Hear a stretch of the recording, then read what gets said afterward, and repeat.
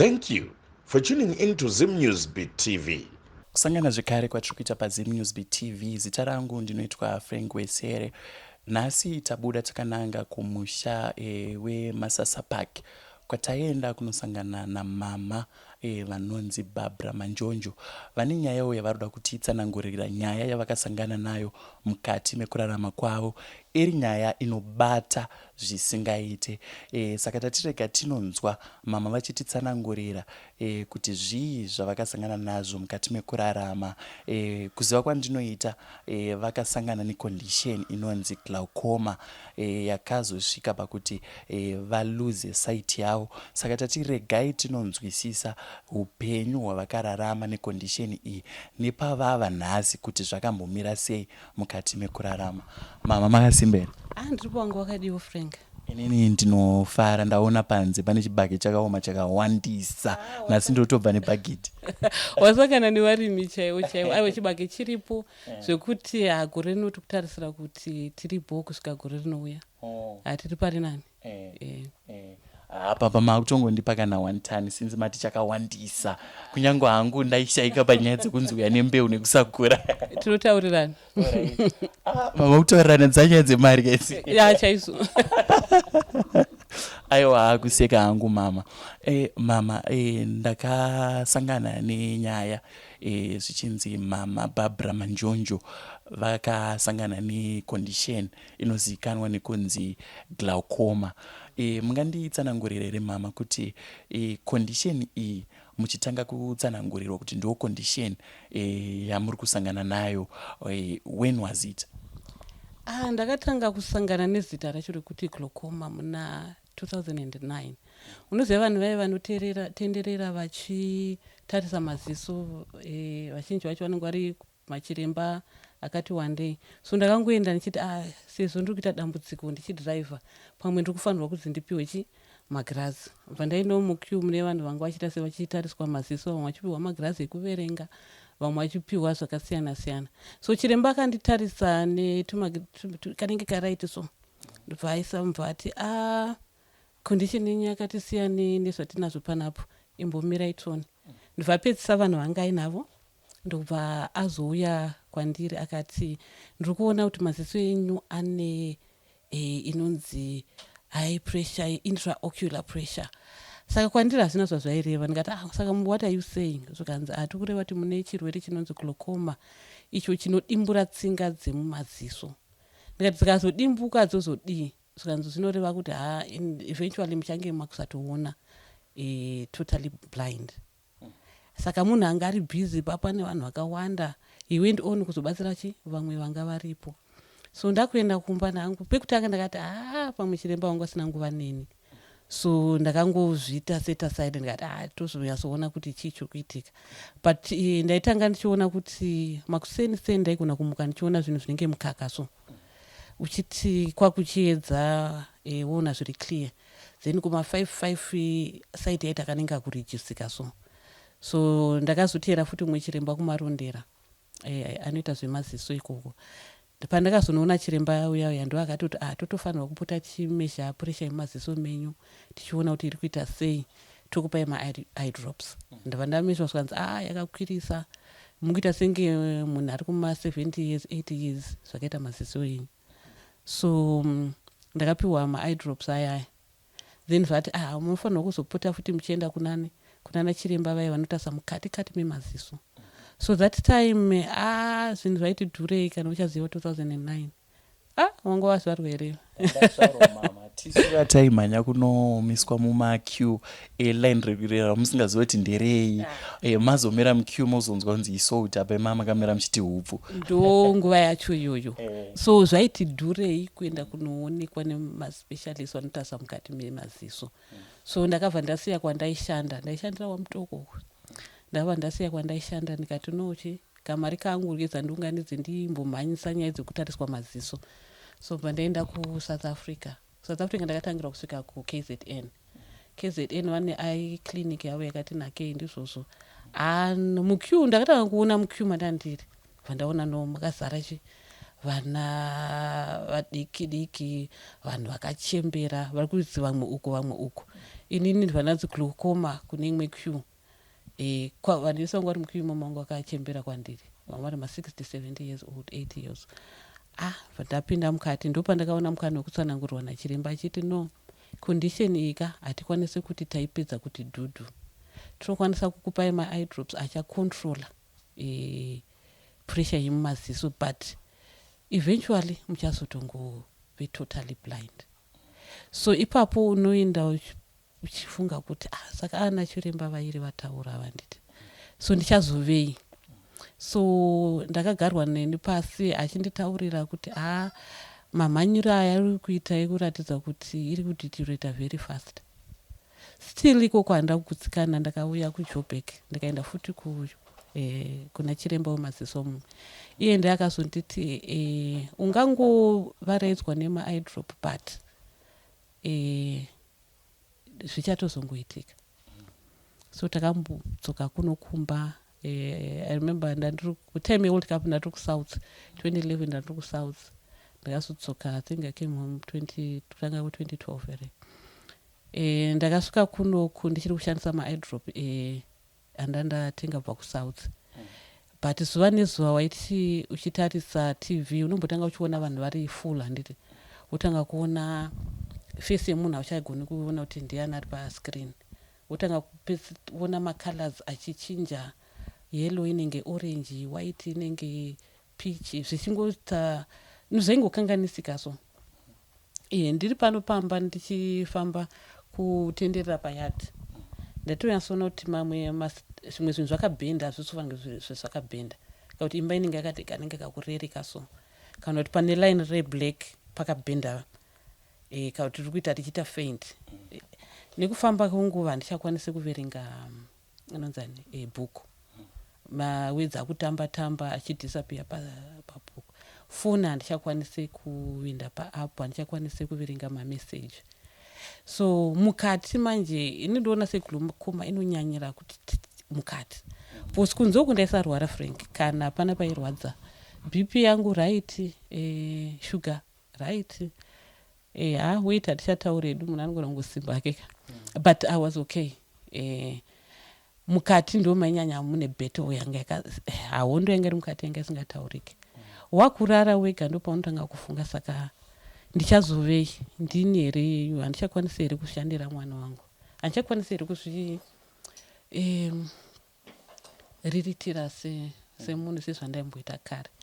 So ndaienda kunorara ndine pfungwa dzaindishusha every night.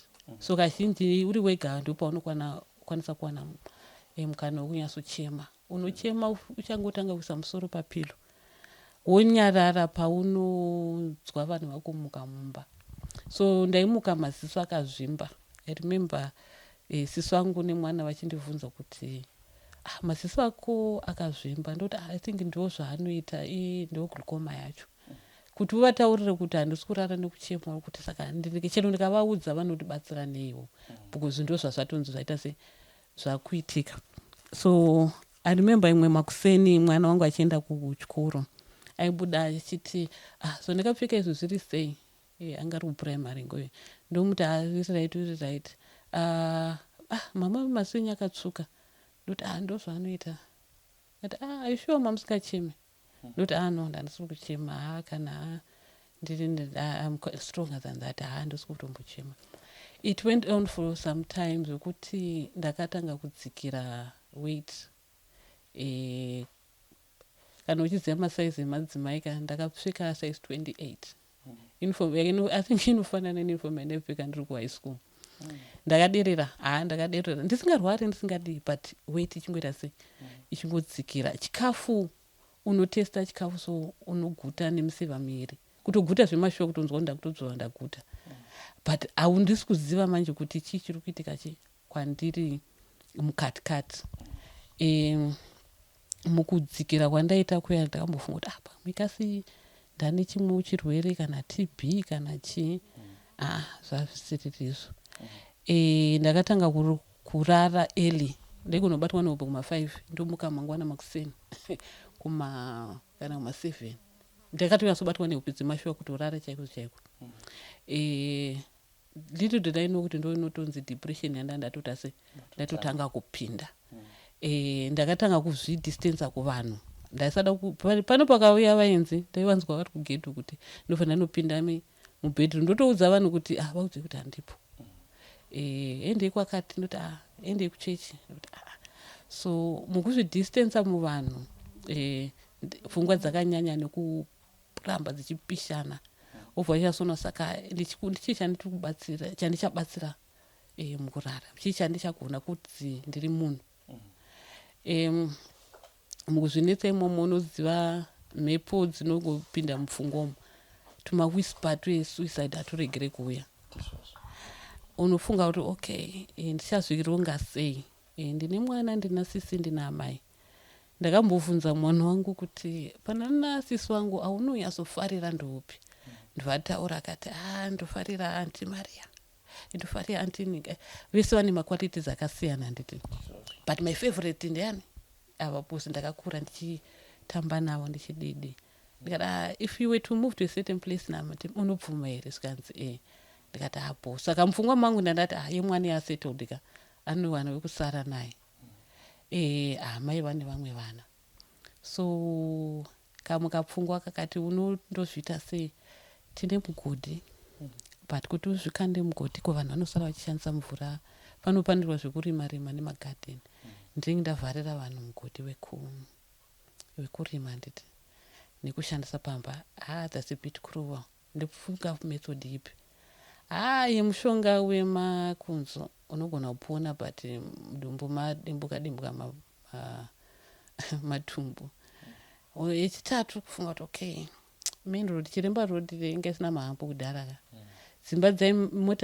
mota dzaimhanya kubva kumusoro kubva kutown dzichispida ukangozvikanda mubhazi kasho handifungi ndinopona pakadaro ndakatombofamba nekuroti kwamapanakoko ndikasvika pana chiremba road ndakatomira ndichicontemplata kuti ndikangonzwa because ndandichiri kuona mashapes nemacolors asi ndo akapedzera kuparara maziso mangu zvokuti akuti make up kuti tara huswa uyu road iyi vandamira paroad pipe ndikati pachangobva mabhazi anoenda kuipedza achimhanya nokuzvikanda guess what happened ndakamira paroad ipapo mumwe murume akasvika akati mothers muri kuda kurosa here road ndikati saka mirai ndiri kuperekedzei mukurosa mba ndiperekedza mba ndakurosa road ya vakandidaro pandanomira kune imwe side pfungwa dzakadzoka futi ngati no pamwe I'm not supposed to go that way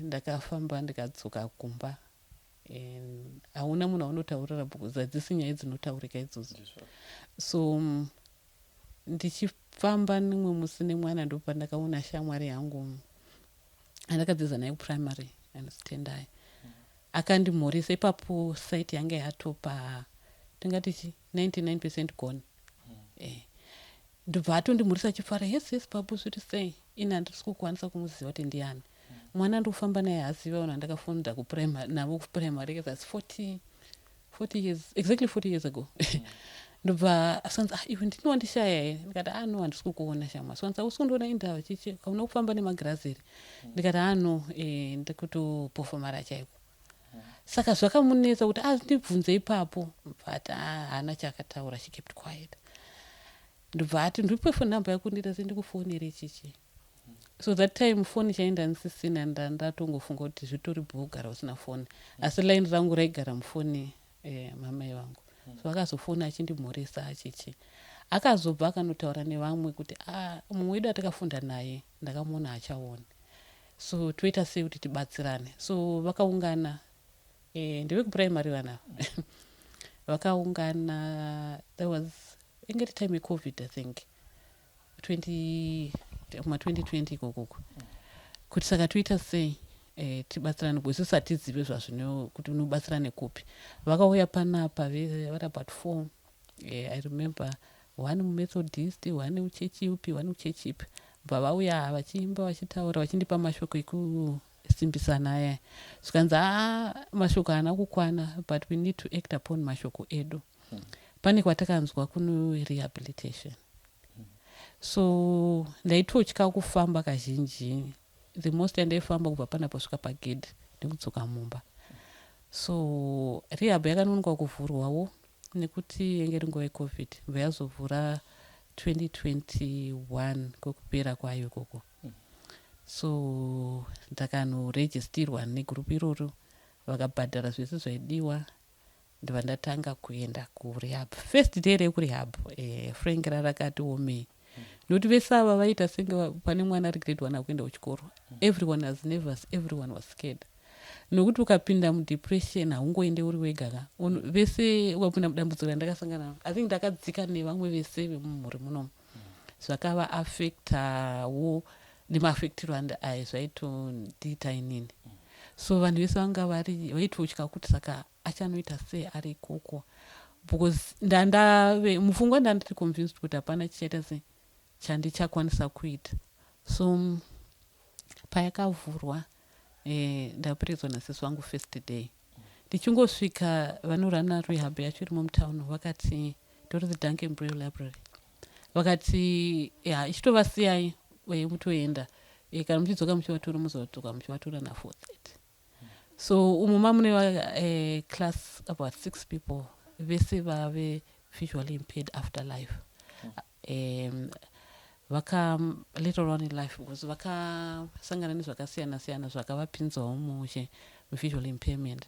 So uri kunokumba uri wega usina kubuda kunze uku, unofunga kuti hakuna zvinhu zvakadaro, vandiroziva vasingaoni vakaberekwa vasingaoni.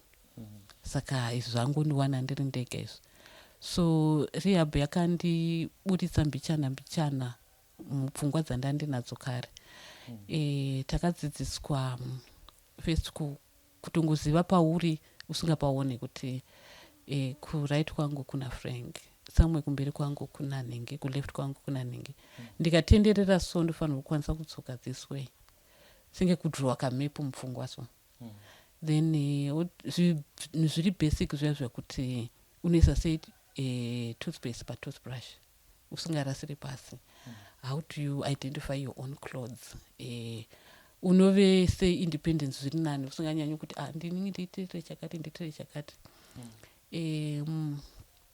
Kushandisa phone, kuti mafoni kumasettings kune voice over matalkback. Inini ndisingagoni kunyora braille ndinogona kunyora document sei. Zvese izvozvo technology ndaisatoiziva kuti iriko. So ndakatanga kudzidzira ipapo. Ndakazoita interest yekutotsvaga kambudzi nekuzofundira kuti makeypads epakambudzi akamira sei, pana 5 pane kanenge kahambu karipo kachakubatsira kuziva kuti kusaidi kune chii, uku kune chii, pamusoro pa5 panei, pazasi pa5 panei. So I started getting interest in a lot of things. Kuverenga news chaidzo painternet takatanga kuzvidzidzira tiri koko. Chimwe chakatibatsira yanga iri vaiti group therapy, waigona kuita ma1-on-1 narehab officer, kana kuti maigona kutaura muri group. Mukutaura tiri group ndopatakaona kuti no, inini hangu ndiri kuchema glaucoma ka, vamwe vandinavo muclass vangu vakasangana nezvakatoomesesa kupfuura inini. Vamwe vakastroka for 5 years vakazomuka vasinganzwi kana kuona. Vakazotanga kudzokeswa mbichana, maybe kunzwa kukadzoka but kuona kukasadzoka.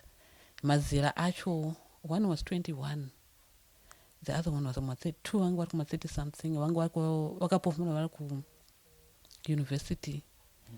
Mumwe akaita kupwanywa kumeso nekukikwa nehosi. Akagadzirwa reconstruction efesi yake zvese. So wega unotaura kuti okay fine, ndazviona izvi ka, but ndinenge nditori pari nani. Handina pakandirwadza ndichisangana nazvo izvi, ndairwadzirwa mukati nemufungwa, but body wise hapana chiri pandiri chakaita se chakakanganisika. Takaita rehab 3 months. Yakati vhura pfungwa kuti kunzouku there is life after visual impairment, and nekukoshesa support yatinowana kumhuri, kusociety. Nokuti ipapo ndanga ndichiri comfortable nemhuri yedu chete. ndandisati ndakuve comfort kuenda kusununguka kuenda kuchechi kana kupinda mutauni nevamwe ndanditori raiti tiri kunoko. So takazoita first experiment yangu ndikati ende kuchechi. Unoziva uchisvika kuchechi vanhu vakambokuona makore akudhara uchiri kuona zvino ndandati kufamba nekane yewhite vazhinji vasaziva kuti vodii vaiuya voti I'm so sorry nhai ndo zvakazoitika izvi and so sorry iwo unenge wafunga kuti ndapa nechimwe chinhanho wanditi but kubatwa maoko kwandakaitwa nenyaya yekurasikirwa nemaziso kwakandidzora futi mumashure wedzoka kumba wombotichema futi kuti saka vanhu vachanditambira sei kana vasati vakuda sei kugona kunditambira. So tairamba tine kasapoti network kedu kwekufonderana kuti nhai kunze uko mukukugona sei zvatabva kurihapu zviri kutoreka here kunze kuti iwe vanhu ndozvavanotoita. Dzimwe shamwari dzinotya kutaura newe vari brave vacho vayo ndo vachafona vachititi ko uri sei wakazodii tikuya kuzokutora tiende kunodya sadza kwakati. So some of those things unenge uchizvida but vashoma vanenge vachikwanisa openly kuuya kwauri kuti ngatiite zvakati. So kuchechi ndakaona kuti vakatora time zveshuwa kutozoona kuti ndo zvatovepo and inini wacho ndakukwanisa kusekerera. Unoziva kana uri muspace imwe isingatsanangurike hauoni chinhu chinonakidza muupenyu. Ndaifanira kuona Trevor Noah but kumuteerera ndaisaseka nazvo zvaimbondisekesa kare but with time unotozoona kuti let me occupy nguva yangu nezvimwe zvandaifarira kuita. Ndiri munhu akambotravelera kunze kakati wandei muAfrica muno nekunze ndanda kusafunga kuti ndokwanisa kuzviita futi but January uno ndakatombononawo mhuka kubulawayo uko nemuseum yekubulawayo but challenge zhinji yandiroona manje Frank ndeyekuti vanhu vanoviga urema.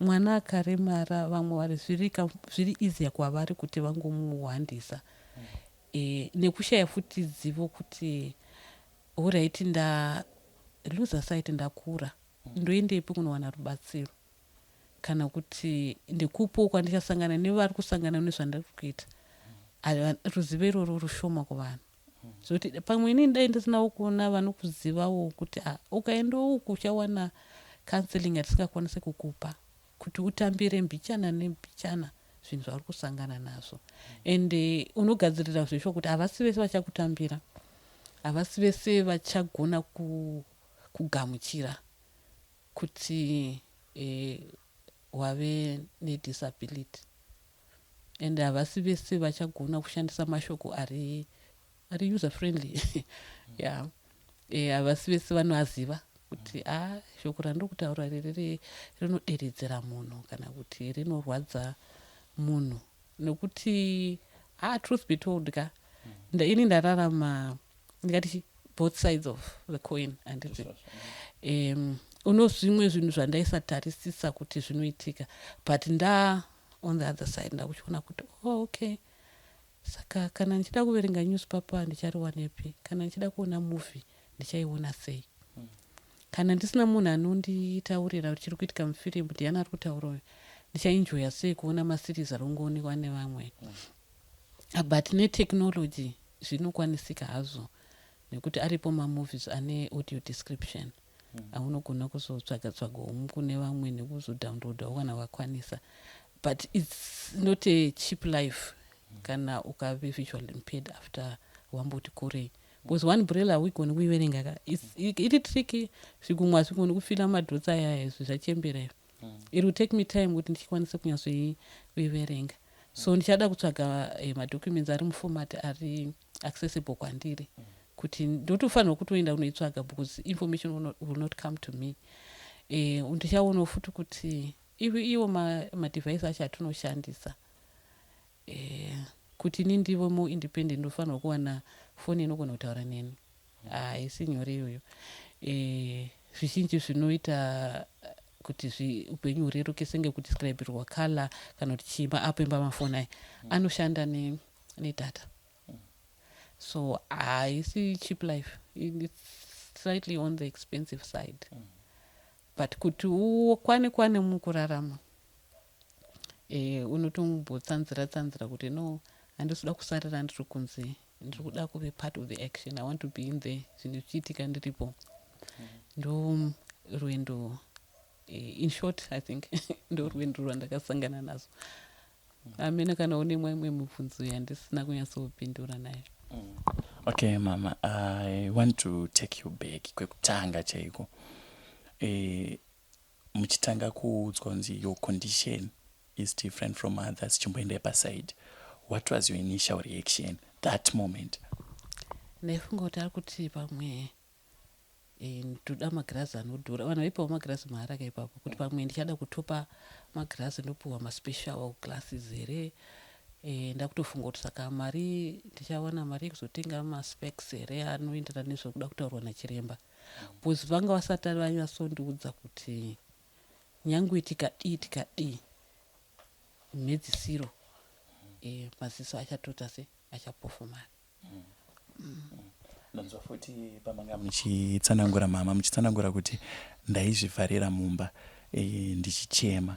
Ndoda kunzwisisa phase yamakatora imimi kuti muaccept, uyezve nguva kuti pamakanoudza mhuri reaction yavo vakazvitambira sei, uye havana here kukubatsiraiwo kwavaiita kuti muzosvika pakuti okay, I still have my family, they can help me pane zvandinenge ndichida kubatsirika nazvo.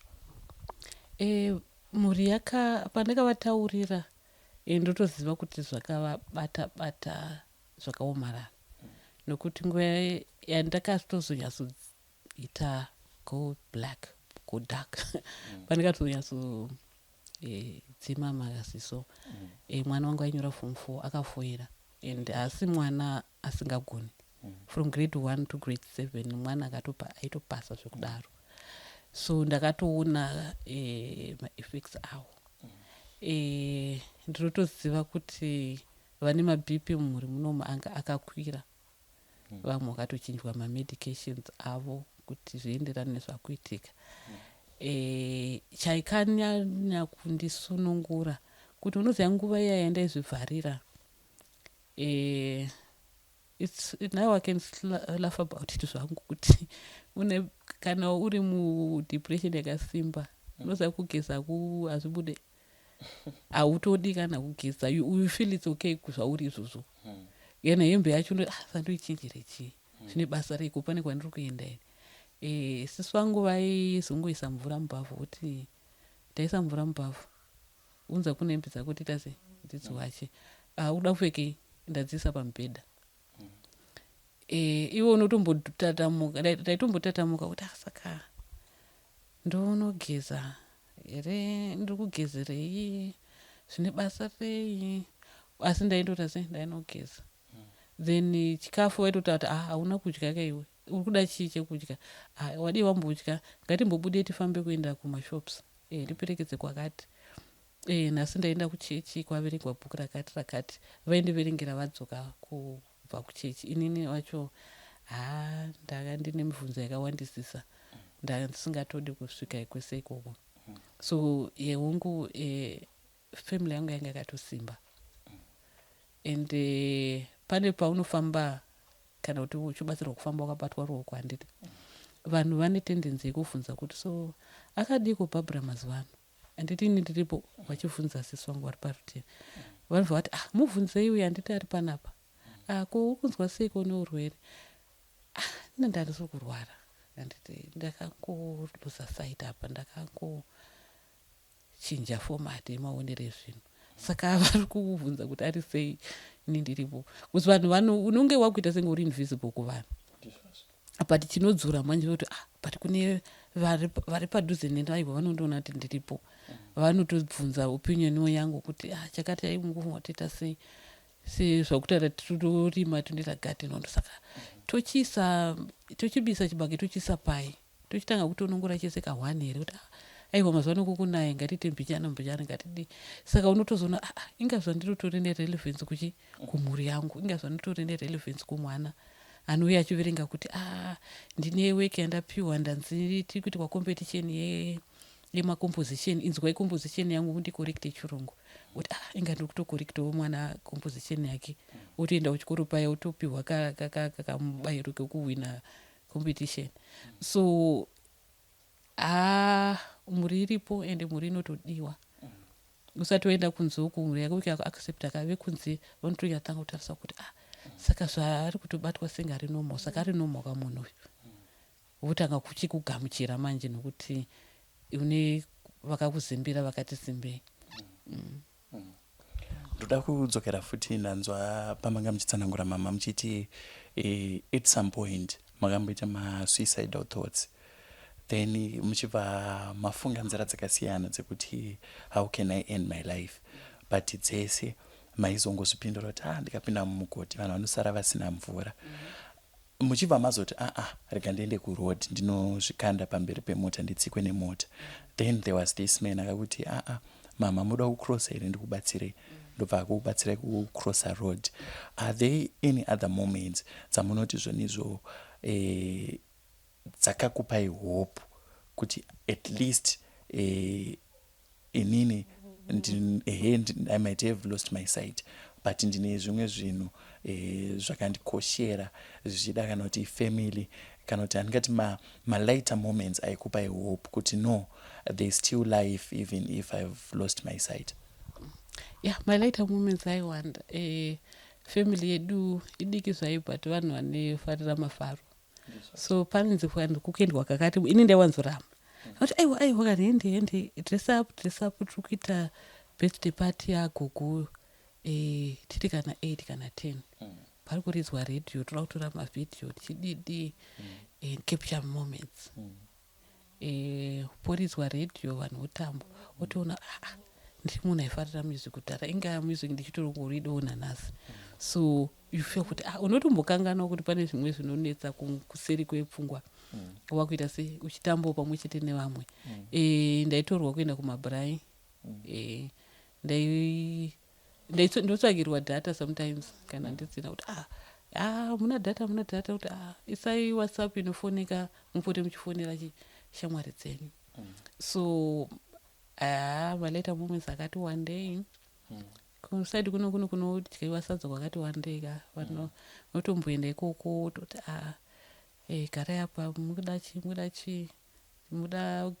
drink rikati muda wine toti okay a glass of red wine ingatoita toti saka I can still enjoy wine again saka zvinotoendera.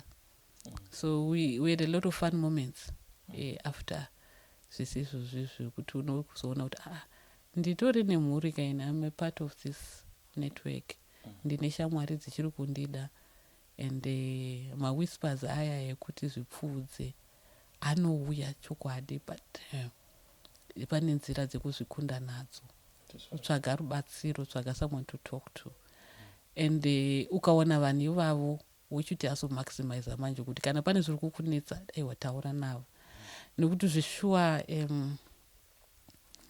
unonzwa munhu achinzi mudzimai azvisungirira anosvika pakugumisirira. Ndinotonzwa mudumbu mangu kutena so ndikanzwa kuti pane munhu atora upenyu hwake vanhu vachiti uza Facebook iri cruel ka munhu anogona kutoposta achiti ndine zviri kundinetsa ndikudidi first comment inobva yati zvisungirire unofunga kuti ukafa vanhu vanoregera kudya sadza here. Munhu asineinewo ari kukupindura but havasi kutarisisa kuti shuwa munhu ari kutaura pane zvari kusangana nazvo ende ari kuda rubatsiro. So sevanhu tofanirwa kunge tine a bit of empathy tungonzwirana so zvinotiyambudza mune zvakawanda. Ndonzwisisa futi kuti mama pamanga mudepression yanyatsodzika you stopped daily routines enyu zvamaisimuka muchiita chimamuka makazvivharira mumba pakauya mavisitors maakuenda muchinozvivharira. Zvakatora nguva yakareba sei kuti mubude from that social cocoon yamamazviisa yekuti inini handakuzvibvisa muvanhu because ndane this condition now, muchizodzokera kumaroutines ayaya pamaisimbotandara nevamwe muchiona TV pamama akuzvivharira maakudzoka muchigarisana navo. Zvakakutorerai nguva yakareba sei kuti mudhile nethat depression? Nguva yacho yange yakati rebei because if I look back, time yanga yazvakanyanya like 2019 yanga yakati omei. Ndikatoti pamwe ndakapinda mudepression about a year. Yanga yakatosimbisisa zvekuti ende imwe shoka yandakazosangana nayo I think yakandizondibatsira futi kubuda muchifezi ichocho was 2020 was a difficult year for the family. Makashayikirwa nevanhu vairi. So ndaiti kuchema kuruza site kwangu, ndichichema kurasikirwa nemutedzani wangu, ndichitema kurasikirwa my nephew. So wozoona kuti ava vanhu vangu vari so full of life and vari that capable.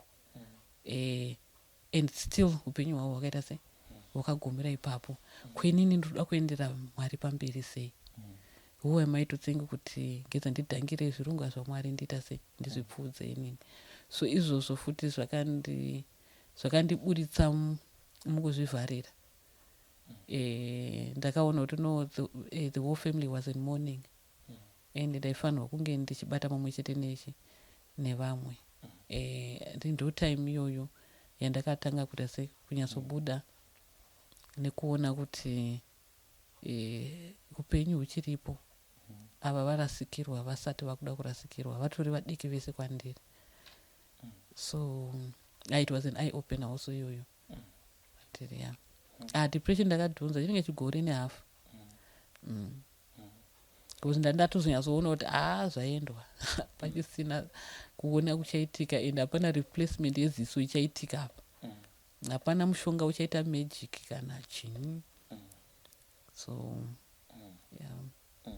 tichitaura panhau yemishonga nemagic yamabva mataura mama.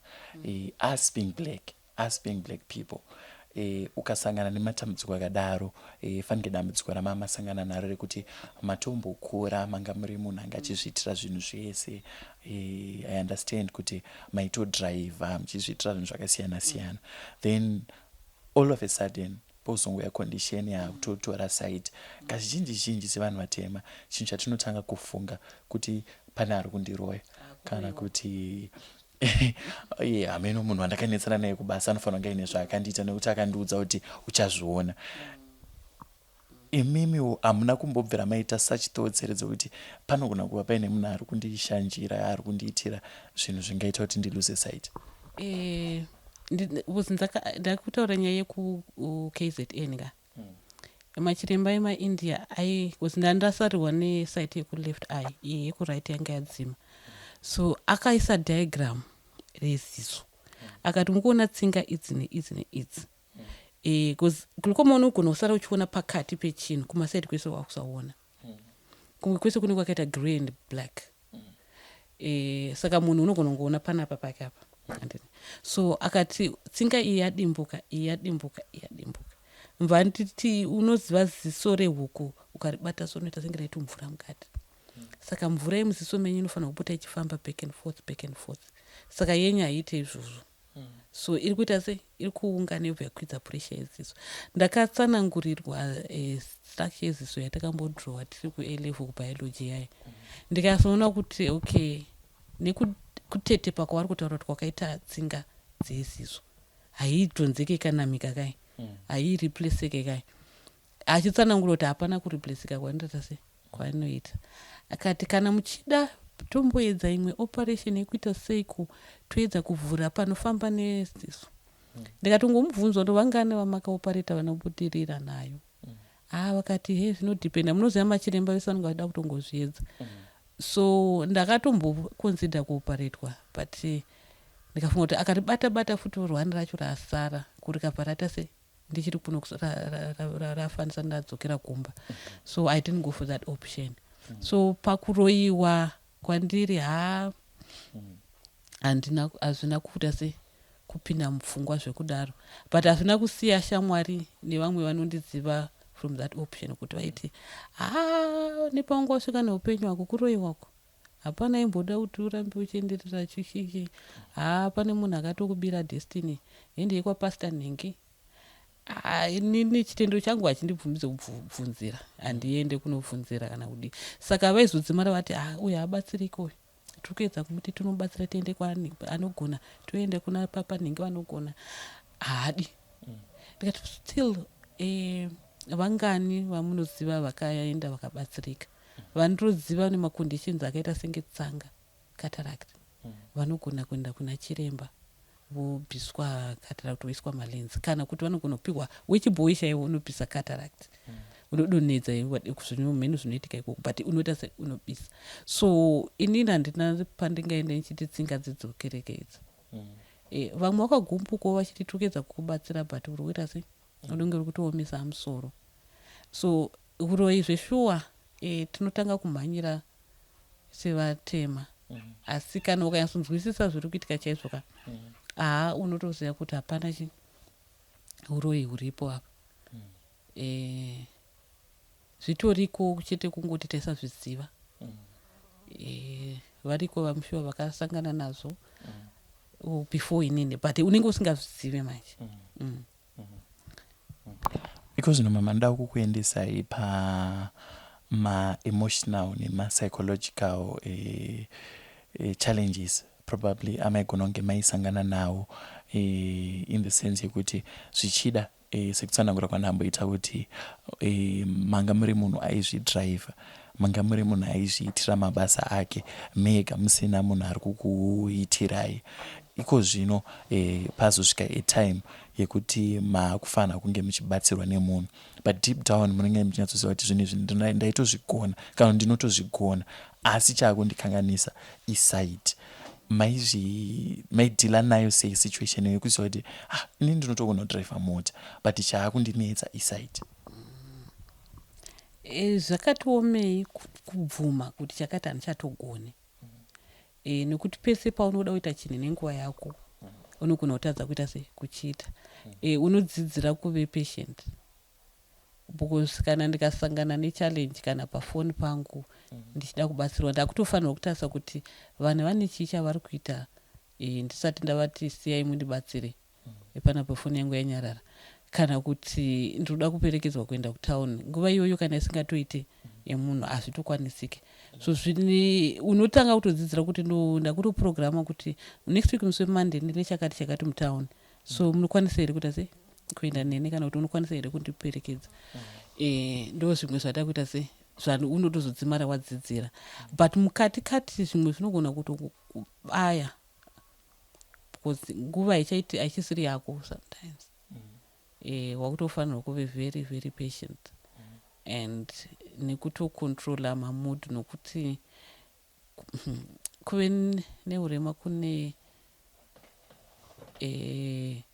kunokupa hasha, nokuti kuti uremara chaiko sometimes unogona kuve short tempered ukasatarisa kuti ndo zvawakutoita, kuti kana ukadiki unogona kutongoblowa fuse kuti ingandati ndisire lemon muti mangwana haimo lemon muti, but truly speaking kana lemon ririmo mukitchen unogona kusumuka unozvitsvagira lemon wega ucheka wozvisira muti. So zvinotoaffecta zvekudaro.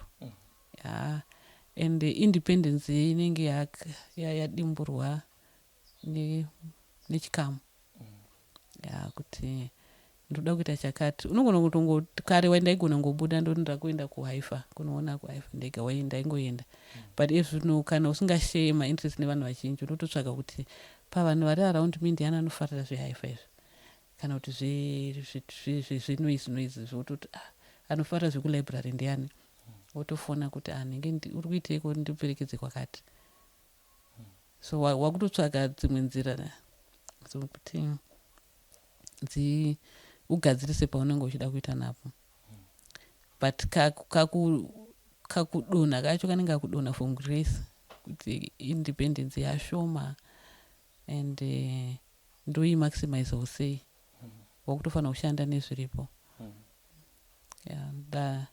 Ndiri kuita ndichijairira. Pamanga muchitsanangura mama tangori zvitibatei mbichana, ndanzwa muchitsanangura dzimwe nzira dzakubatsirai kuadapta kusituation yatava nayo nhasi yekuti makaluza site matsanangura mukati mane maapps amunoshandisa mumafoni. Ndedzipi dzimwe nzira dzamunoti idzi ndo dziri kurerutsa upenyu hwangu kuti ndikwanise kunavigata zvimwe zvinhu zvandinge ndida kuita mukati meupenyu? Chekutanga ndingatarisa ma-assistive devices. Ona ma-mobility cane waita noza kana usingaoni uchifamba makumbo anodedera kutsika pasi rokuona. So for me ndakaona assistive device iyoyo cane inondibatsira stability chai confidence yokuti ndogona kufamba ndichishandisa cane ndisingatye kufila sengida kudonera mugomba kana kusaziva kuti pamwe ground ichare kana rafamba. That's one for my mobility.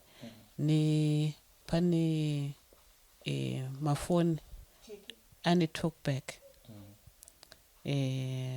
senge unogona kuverengerwa document PDF kana machats emu WhatsApp kana unotozvisa kuna recorder audio inototaura kuti yawarecorder wadidi and iyoyo inobatsira zvekuti pamakombiyuta vamwe vanodownloada futi maapp anokwanisa kutaura mascreen reader anoverenga zviri pascreen nekukubatsira kunavigata.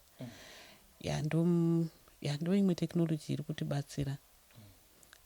Kungotiwo dai tazowanawo vemuno vanoti device yedu inotaura shona nekuti haigone kutaura, haigone kuzoverenga conversation yese yeshona kana kuti document rese reshona zvokuti imi vechidiki mogona kutozotiitiro yedu inotiitira neshona.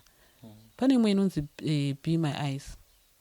Be My Eyes app yokuti ukaidownloada ukaenda pairi unogona kuverengerwa mushonga pachigaba chemushonga, unogona kuverengerwa malabels zvinhu zvakasiyana siyana, kana kutora picture yedocument yotokuverengera. Unogona kuverenga mari ukuthi ukalayout mari yako inotokuudza kuti wakaisa $10 pamusoro pazasi pane 5 asi 5 yacho yakapinduka yakaradzika kwakati, inokudescribe zvese in detail. Ndogona kutora picture yako kana ndinayo mufoni mangu inobva yandotoudza kuti matora picture yaFrank. So still manhengerekina aya haashandi ari offline, andotoshanda nedata. Sekuziva kwako data redu inocheka zvekudaro but ndo zvinhu zvinoita kuti basa kurarama nedisability kuve slightly easier. So pari zvino mama mune maorganizations here amunoshanda nawo kana kuti ma-support groups probably for advocacy udzidzisawo vamwe probably who are going through the same journey yekuti varodiagnoswa neglaucoma, maybe kuti vaaccept kuti ndo situation iri kuuya nekuzokwanisa futi kuzoadapta panonzi situation yauya and yapermanent. Ndina maorganization andinofamba nawo. Pane inonzi Zimbabwe Blind Women Trust. Vanotarisa kurarama kwemudzimai asingaoni zvinoda kuti awane kuti abatsirike. Kazhinji information chaiyo kuti inoenda sei kwaari. Mamwe maareas atoconcentrata nawo ndo atakararama isusu ekuti chakaita kuti ndinonoke kuziva kwekuenda kusatoziva kuti ndotsvaga kupi.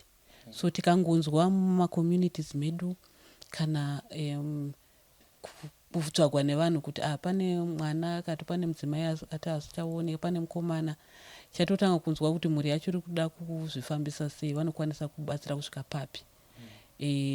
Chekutanga aende kwakati awane counseling, azvitambira here, hasati azvitambira here, azvitambira kusvika papi.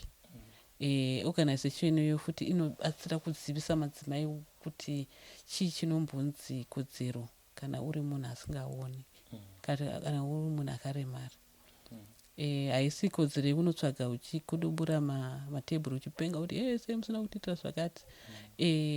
Smart advocacy iripo. So ndiri mubhodhi reorganization iyoyo. Pane imwe futi yatinofamba nayo paridza vhangeri readvocacy rangu vachataura iri kuti madocuments anotibatsira kuti tizive kodzero dzedu ndeapi. Madocuments anotizivisa futi kuti chakati chake kuti kodzero yemunhu ikodzero futi yemunhu akaremara ndeapi.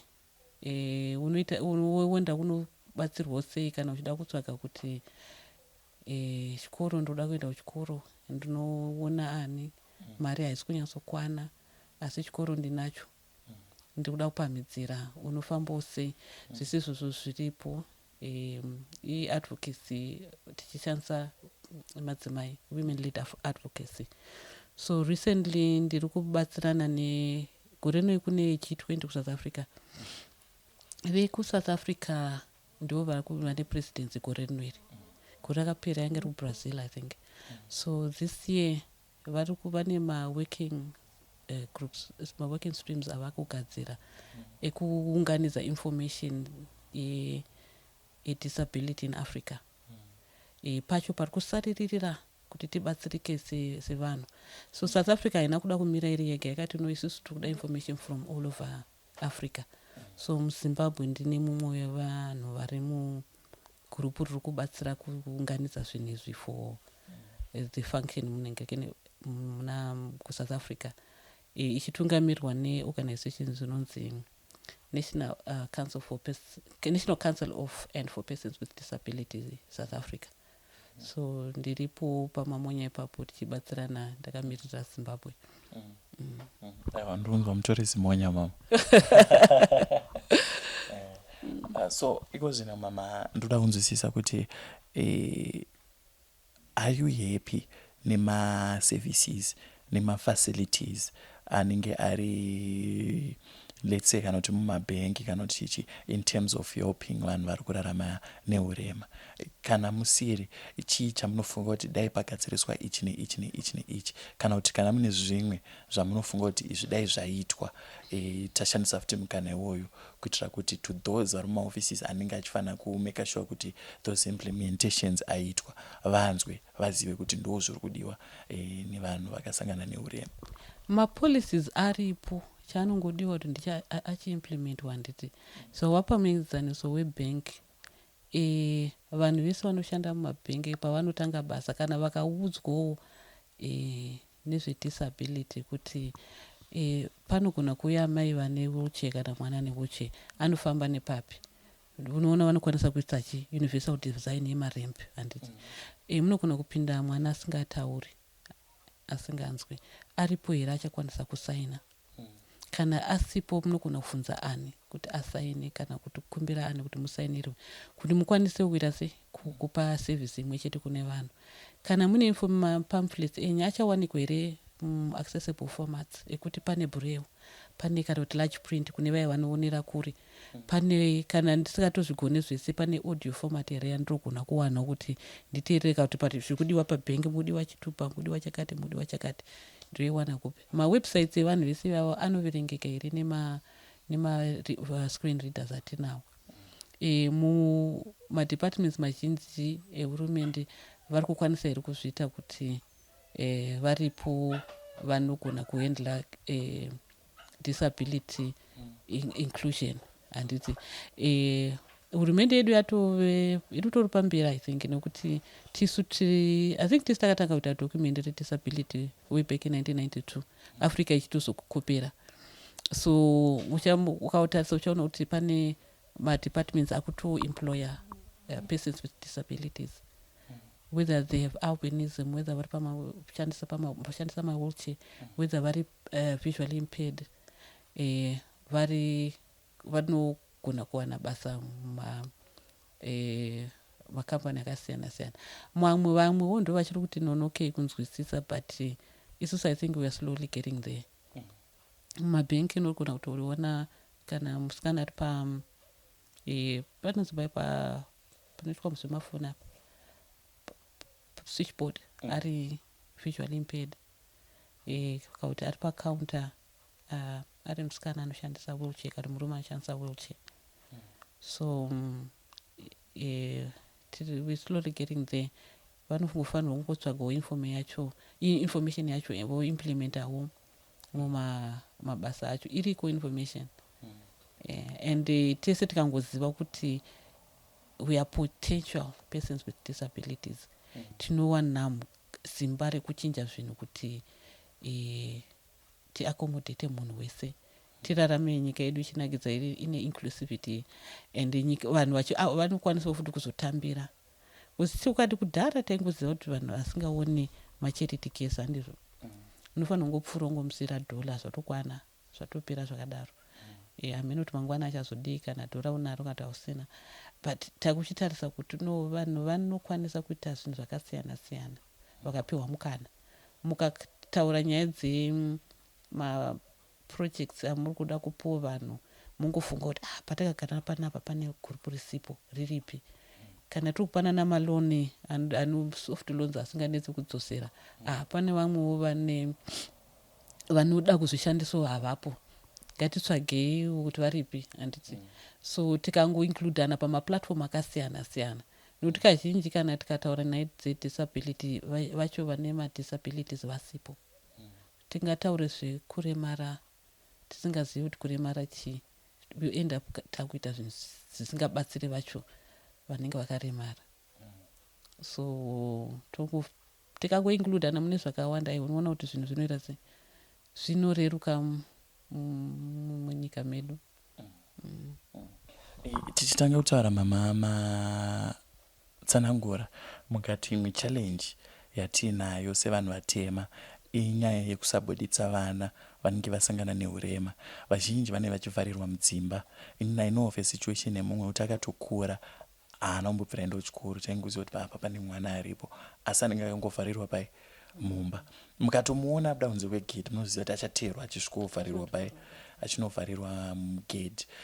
Mashoko amunoda kutaura nawo kuvabereki vane vana vakadaro, vari kuvavharira, vasiri kuvaendesawo muzvikoro kuti vanodzidza vagonawo kuzvibatsira pano neapo, ndeyekuti chii? Chinonyanya kutyisa vabereki ufuke Frank inyaya yekuti vepanext door vachati chii.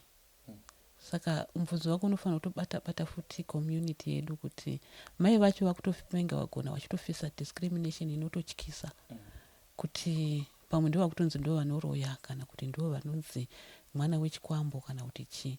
Chokwadi mwana akavharirwa hapana chamuchaziva kuti chii chimwe chaachakwanisa kuita muupenyu. So kana I think tikakwanisa kuricha mai ivavo vakaona, anokwanisa kuvaonesa kuti no mukana uripo ndewekuti tinonzi mwana wese anofanira kutanga kuenda kuECD 4 years handiti. So muri kukwanisa kuendesa mwana ere kuti imari iri kunetsa kana kuti muri kutya vanhu. So vakabatsirwa kubva ipapo vanokwanisa kutochinja upenyu hwavo newemwana iwo. Unotarisa Frank kuti kujaji sei tine majaji asingaone, sei tine maloya vakawanawo mukana. Saka mwana akavharirwa uyu mukana haachafa akaona. So chitoripo nchekuti ngatipe mwana iye mukana. Tamuendesa kuchikoro tochiona kuti ticha wacho ari equipped here kudzidzisa mwana ane disability. Chikoro chacho chiri equipped here kumutambira. Headmaster wacho ari kuzviziva here kuti zvakanzi mwana wese ngaende kuchikoro. Ikodzero yemwana wese kuti aende kuchikoro, ikodzero chiri yemwana akaremara kuti aende kuchikoro. Vakatanga kumuendeswa kuchikoro achifamba pamwe chete nevamwe, vana vanokura vachigona kutambira disability nekurespecta nekusiya munhu ane disability achiri nedignity paari. So mai vavo vataura vapamuenzaniso avaka it's a pity kuti pamwe havana kuzviziva kana kuti vari kutotya vanhu ivo kupfuura mwana, kuti mwana achazoivei mangwana. So zvitori kwatiri sevanhu kuti ngatibatsiranei navo, ngativazivisei kwavanofanirwa kuenda nako kuti vaendese mwana.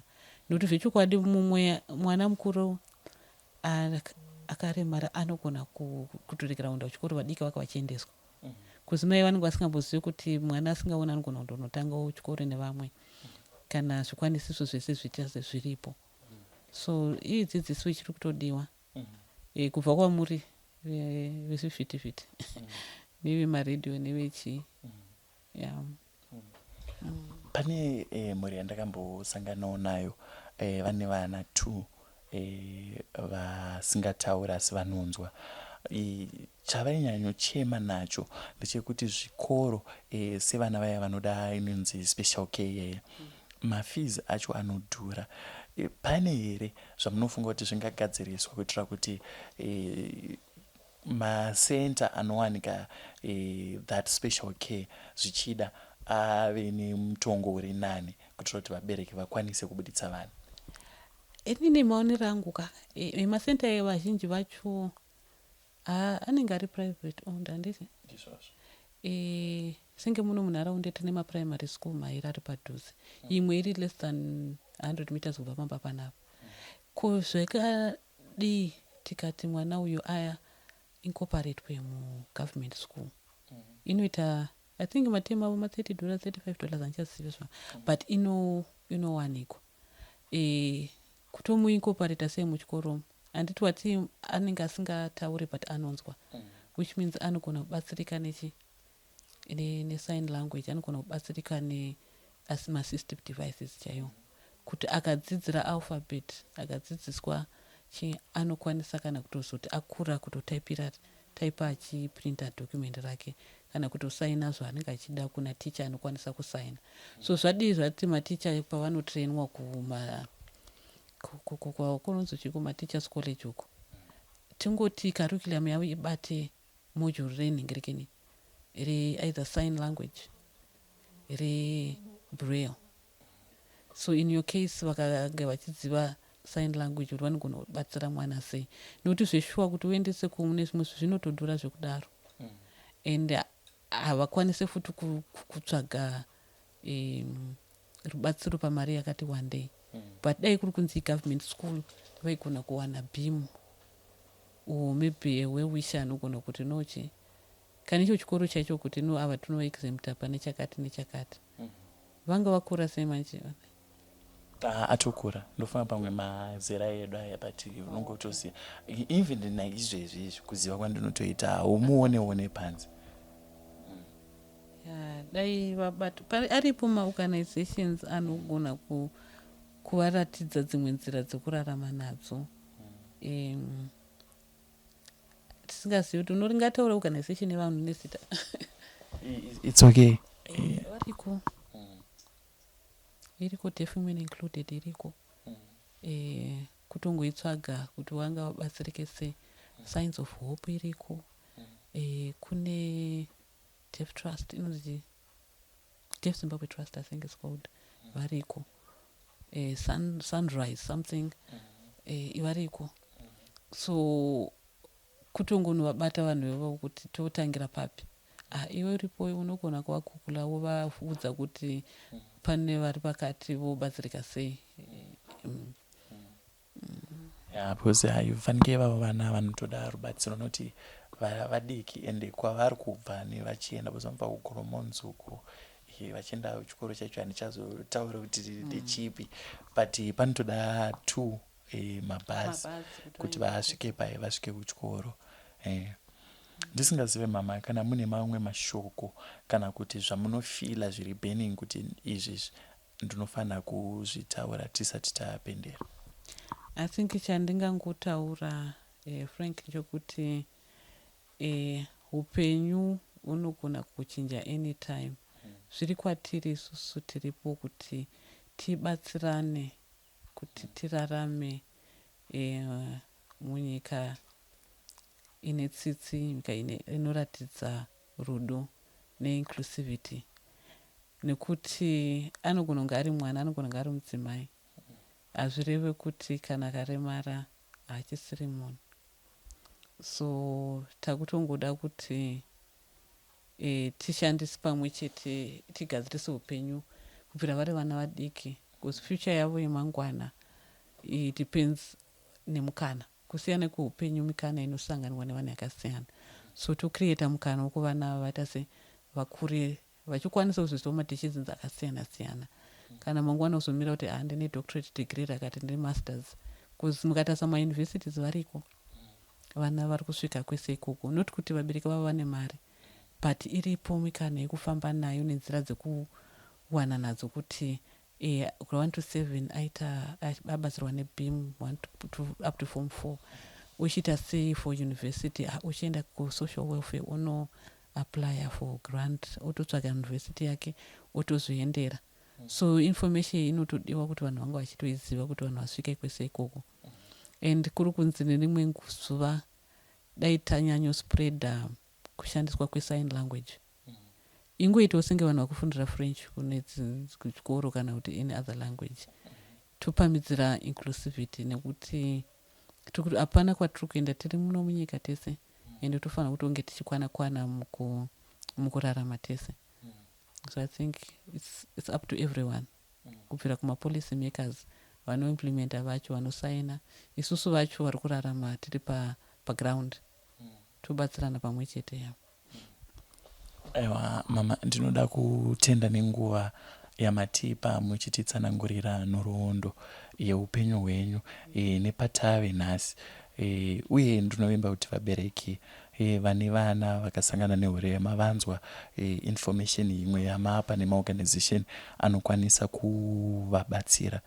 Ndinotenda Sterek nenguva yamatipa. Aiwa tinotenda imi mativhakachira nhasi and tinoramba tichikukurudzirai kuti ngatigadzirise zvive normal to talk about disability chisave chinhu chatinohwandisa pasi pekapeti kufunga kuti chichapera kana kuti hatichafe chakabuda but zvamuri kutoita kuti muri kukwanisa kubvunza nyaya dzacho dzichitaurika is a step forward.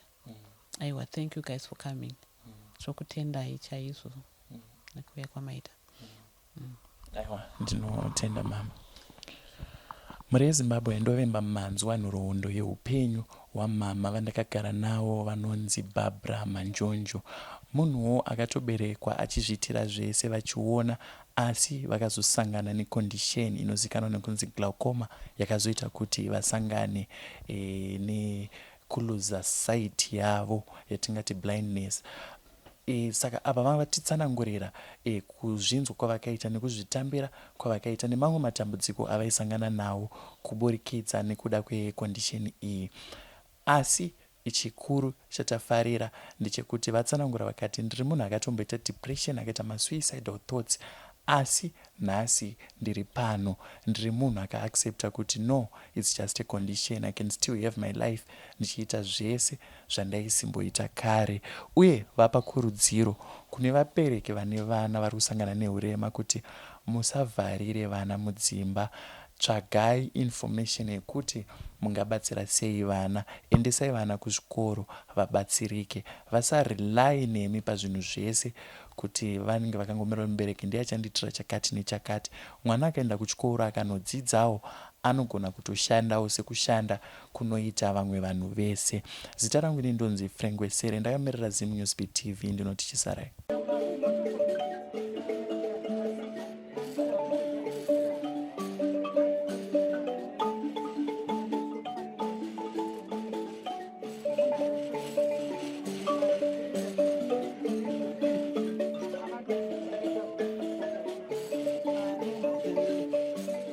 Thank you for tuning in to Zim News TV.